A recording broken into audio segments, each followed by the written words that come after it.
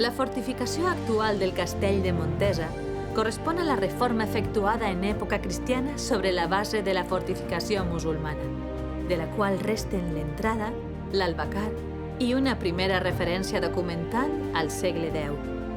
Després de la supressió de l'ordre del Temple, Jaume II i el papa Joan XXII crearan una nova ordre que serà l'hereva directa dels béns del Temple, l'Ordre de Montesa.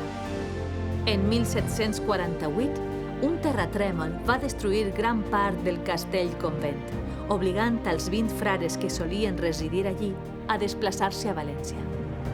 Al 1926, les restes del castell-convent de Montesa es declararen monument nacional.